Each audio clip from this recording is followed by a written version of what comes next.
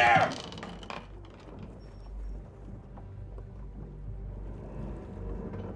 This is my goddamn boat. My rules. You don't comply once, no.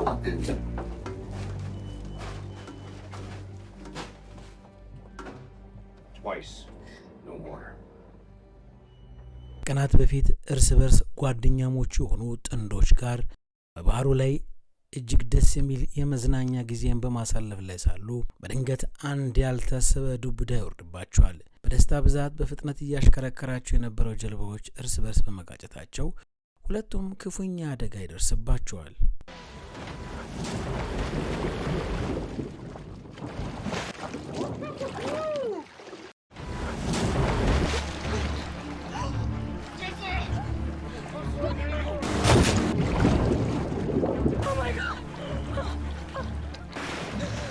ምንም እንኳን በደረሰባቸው አደጋ ቴሳ ፍቅረኛዋን ማግኘት ባትችልም ካያ ግን ክፉኛ የተጎዳውን ጁሊያን ከመስመጥ ትታደገዋለች።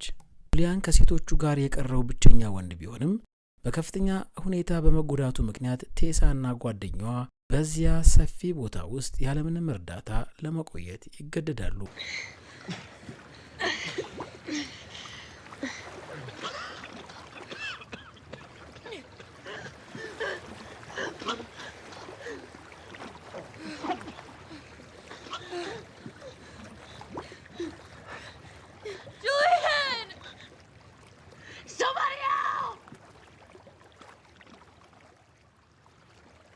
ለረጅም ሰዓታት ተስፋ ያልቆረጠችው ቴሳም ፀሐዩ እስክትጠልቅ ድረስ ፍቅረኛዋን ብታፈላልግም ፈጽሞ ልታገኘው አልቻለችም። ሶስቱም እንደ በረዶ ቀዝቃዛ በሆነው ባህር ውስጥ በብርድ እየተንዘፈዘፉ ከቆዩ በኋላም እስካሁን ድረስ እንዳይመጣባቸው ሲጸልዩ የነበረው እንስሳ ከባህሩ ታች ወደ እነርሱ እያዘገመ ይመለከታሉ። ሞታቸው መቃረቡን አምነው በመጠባበቅ ላይ ሳሉም ከሰማይ የወረደ ይመስል አንድ የአሳ ማጥመጃ ጀልባ ወደ እነርሱ ሲመጣ በመመልከታቸው በሌላ ኃይላቸው ሕይወታቸውን እንዲያተርፉላቸው መጣራት ይጀምራሉ።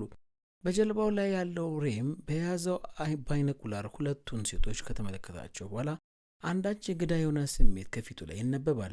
ጀልባው ወደ እነርሱ እየቀረበ መጣ ቁጥር የህይወትን ማብቂያ ስትጠብቅ የነበረችው ካያ የእረፍት ስሜት ቢሰማትም በዚያ ጀልባ ውስጥ ለሚጠብቃት የመከራ ጽዋ ዝግጁ አልነበረችም። ለረጅም ሰዓታት ተስፋ ያልቆረጠው ቴሳም ፀሐይዋ እስክትጠልቅ ድረስ ፍቅረኛዋን ብታፈላልግም ፈጽሞ ልታገኘው አልቻለችም። ለሶስቱም እንደ በረዶ ቀዝቃዛ በሆነው ባህር ውስጥ ምንም እንኳን በባህሩ ቅዝቃዜና ድንጋጤ ምክንያት ባያስተውሉትም በአደጋው የተጎዳው ጁሊያን ብቻ ሳይሆን ቴሳም ነበረች። ሬም በስፍራው ከነርሱ ውጭ ማንም እንዳልነበረ በሚመለከትበት ወቅት እርዳታ ሊሰጣቸው እንደሚችል ቃል በመግባት ወደ ውስጥ ቢገቡም ገና እግሩ ከመውጣቱ በፊቱ ላይ የነበረው የደህንነትና የረጅነት ስሜት በፍጥነት ይቀየራል። በዚህ መሃል ቴሳ ለጁሊያን ውሃ ለማምጣት ስትል ወደ ውስጥ ብትገባም ለረጅም ደቂቃዎች ያክል ተመልሳ ባለመውጣቷ ምክንያት ካያ እርሷን ለመፈለግ ተከትላ ወደ ውስጥ ትገባለች። ወደ ውስጥ እንደገባችም አንዳች የማቃሰስ ስሜት ብትሰማም ነገር ግን የቴሳን ድምፅ እንደተጣራች ያ የሰማችው ድምፅ ውልብ ብሎ ይጠፋል። ምንም እንኳን በባህሩ ቅዝቃዜ ድንጋጤ ምክንያት ባያስተውሉም በአደጋው የተጎዳው ጁሊያን ብቻ ሳይሆን ቴሳም ነበረች። ሬም በስፍራው ከነርሱ ውጭ ምንም እንዳልነበረ በሚያስተውልበት ወቅት እርዳታ ሊጠራላቸው እንደሚችል ቃል በመግባት ወደ ውስጥ ቢገባም ገና እግሩ ከመውጣቱ በፊቱ ላይ የነበረው የደግነትና የረጅነት ስሜት በፍጥነት ይቀየራል። በዚህ መሃልም ቴሳ በጁሊያን ውሃ ለማምጣት ስትል ወደ ውስጥ ብትገባም ለረጅም ደቂቃዎች ያክል ተመልሳ ባለመውጣቷ ምክንያት ካያ እርሷን ለመፈለግ ተከትላ ወደ ውስጥ ትገባለች። ወደ ውስጥ እንደገባችም አንዳች የማቃሰስ ስሜት ብትሰማም ነገር ግን የቴሳን ድምፅ እንደጠራች ያ የሰማችው ድምፅ ውልብ ብሎ ይጠፋል። ወደ መቆጣጠሪያ ክፍሉ በመግባትም የሬዲዮ መነጋገሪያውን መጥፋት እየተመለከተች በነበረችበት ወቅት ወዲያውኑ ሬ ወደ እርሷ ይመጣል። ካይም ከገባችበት የሰመመን ዓለም እንደምንም ስትነቃ ራሷን በአንድ ጨለማ ክፍል ውስጥ በማግኘቷ በፍጥነት አጠገቧ እንደርሷ ራሷን ስታ የነበረች ቴሳን ትቀሰቅሳታለች። ቴሳም የነበረችበትን ኃይለኛ ህመም ስትመለከት ካያ እንደምንም ከነበሩበት ክፍል ለመውጣት ትግል ብታደርግም እያንዳንዱ መውጫ ቀዳዳ እንዳይሆን ሆኖ መዘጋቱን ትመለከታለች። ከክፍሉ ውስጥም በመዘዋወር በብረት አልጋው ላይ ያሉትን የደም ጠብታዎች ስትመለከት ከዚህ በፊት ልክ እንደ እርሱ በዚህ ክፍል ውስጥ ከፍተኛ ስቃይን ያሳለፈ ሰው መኖሩን ትገምታለች። በአልጋው ላይም ያለው የብረት ክዳንን በመክፈት እየታገለች በነበረችበት ወቅት ቴሳ በአልጋቸው በኩል ባለው ግድግዳ ላይ የነበሩትን የጥፍር ምልክቶች ትመለከታለች። በዚህ ስፍራ ላይ ከዚህ በፊት ምን ተፈጥሮ ይሆን? ከዚህ የአሳ ጀልባ ጀርባ ያለው ሚስጥርስ ምን ይሆን? በዚህ ቅጽበት ላይ ሁለቱ ሴቶች በሕይወታቸው አይተውት የማያውቁት እጅግ አስፈሪ ቅዠት ውስጥ እንደገቡ ይረዳሉ። በቀጣዮቹ ቀን ካያ ተስፋ ባለመቁረጥ የመውጫ መንገዶችን እያፈላለገች በነበረችበት ወቅት ከላይዋ ላይ የእግር ኮቴ ድምፅ ትሰማለች። ሬም ከቅርጫት የሚበሉትን ምግብ ሲያቀርብላቸው ካያ ጁሊያን ሕይወቱ ከማለፉ በፊት ዶክተር እንዲያመጣላት ትማጸነዋለች።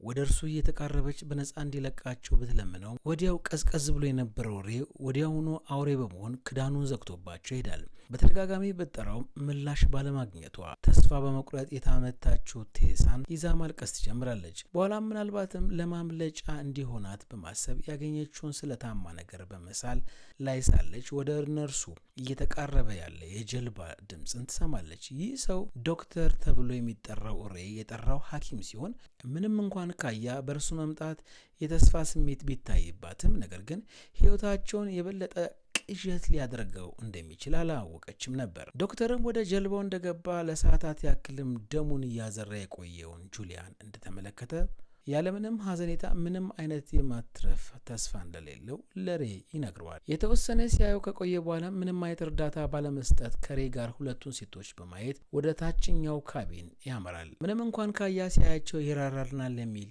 እሳቤ ቢኖራትም አንድም ሰዋዊ ርኅራኄ ያልፈጠረበት ዶክተር ወዲያውኑ ቴሳን መመርመር ይጀምራል። በዚህ መሃል የምታመልጥበትን መንገድ በማውጠንጠል ላይ የነበረው ካያ አይኗ ሲቀላውጥ በመመልከቱ ሬ የያዘውን ስለት በማውጣት እንዳታስበው ያስጠነቀቃታል። ምርመራውንም እንደጨረሰ ዶክተር ለሬ የተሰጠው ገንዘብ ከሰጠ በኋላ ቴሳም ልክ እንደ ጁሊያን ሁሉ ከባህር ዳርቻው ላይ ሊያደርስ የሚችል ጤና እንዳልቀራት ይነግረዋል። ከወጡም በኋላ ካያ የእግር ኮቴ በመስማቷ በክዳኑ ውስጥ አጮልቃ ስትመለከት ሬና ዶክተር ጁሊያንን ለቀዶ ጥገና እያዘጋጁት እንደሆነ ትመለከታለች። ዶክተርም በጁሊያን ደረት ላይ የሆነ ምልክት ካሰፈረ በኋላ ሰውነቱን መብሻ መሳሪያ ሲያወጣ ገድሎት አካሉን ሊወስድ እንደሆነ እርግጠኛ መሆኗን ካያ ባለ በሌላ አቅሟ መጮህና ማልቀስ ትጀምራለች። ከቴሳ ጋር ሲላቀሱ ከቆዩ በኋላም እልሃ ያለቀቃት ካያ እንደገባ በአጠገቡ ያገኘችውን ብረት አስቀድማ የያዘችውን የብረት ክዳን ለመክፈት ትታገላለች።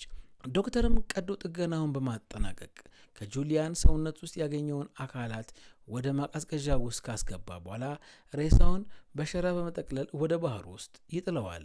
እየኮተተ ይዟት ይወጣል። ምንም እንኳን ካያ በቀራት አቅም ልታስቆማቸው ብትሞክርም ፈርጣማው ሬ ራሷን እስክትስት ድረስ ገፍትሮ ይጥላታል።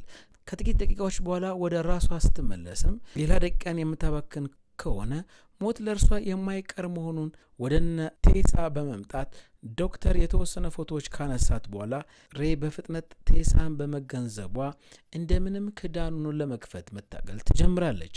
በዚህ ማለም ልክ እንደ ጁሊያን ሁሉ የሰውነት አካሏን ለመቀራመት የመጡትን ሬና ዶክተር ቴሳን ወደ ቀዶ ጥገናው ክፍል ማስገባት ይጀምራሉ።